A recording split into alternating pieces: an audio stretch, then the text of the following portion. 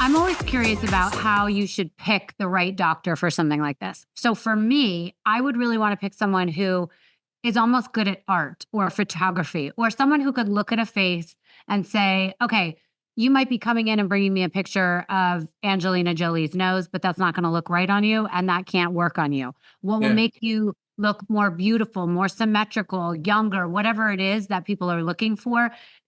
Is it important to find a doctor that can spot that, or do they just need to be good at the actual job in general? I think they need to be good at the actual job in general. I think people are, I get it. People are a little bit intimidated walking into a physician's office, right? Especially a surgeon's office or an aesthetic doctor's office, and they don't want to be impolite and they don't want to ask too many questions. But you don't want to mess around with your face. You want to ask those questions, and you want to ask the questions even before you get there when you're choosing who to go to. How many of this procedure, this specific procedure, like, you know what I mean? Not like procedures in general. I want to know how much of this particular procedure do you do on a weekly basis?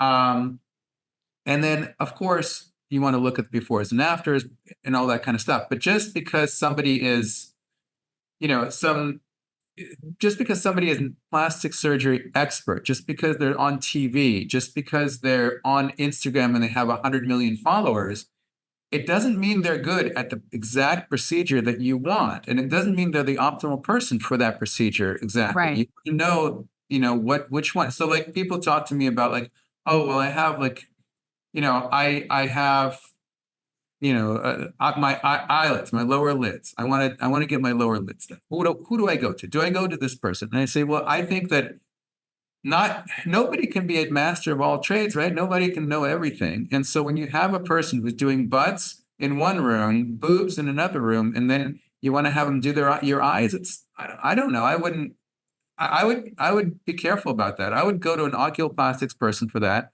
who does nothing but eyes. Yeah. I think that's important that you said that. In the plastic surgeons that I've interviewed, they've said the same thing. The one guy I interviewed just does mommy makeovers, will not touch the face, will not touch below, the belly button, basically. And I think that's important. And, who wants to get your boobs done by the guy that really is best at noses? I mean, it's just a totally different thing, I would assume. So I like it is absolutely a totally different thing. It's a totally different procedure, Right. So speaking of which, do you do non-surgical butts, or does someone in your office? Yeah. Because I want that too. Somebody in my office does. People are, that cracks me up because people are. Is that a real thing though? Like, what's the difference between the non-surgical, which I feel like you must have to inject so much in there. How does it stay? I don't get it. Versus a real surgery, plastic surgery. And then those look a little odd to me, but I'm like a skinny white chick. So I don't want that huge, even though I live near Miami, I don't want to look like that. I just want it to be like a little rounder, but where no one would notice but me really. But anyway, so I digress. So that's the difference. So that's the difference, right?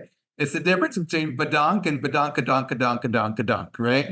Yeah. And so those fillers can do, I think what the fillers can do really, really well, and you still need a ton, but they can do like dips, and they can do like symmetry, and they can do like shape, a little bit of shape, right?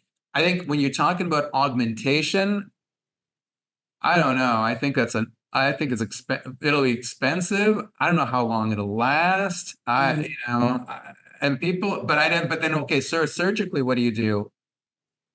I think that's kind of problematic too, because then, we've seen, it's hard to put that much fat in there as well. But I think the fat transfer size wise is a better idea.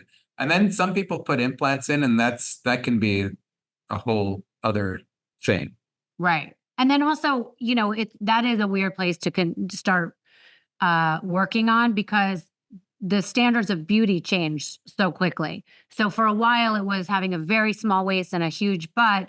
And now you see people like Kim Kardashian, who made that famous, and their whole family, they're like shaving that down so they don't have that so much. Yeah. I think that is risky.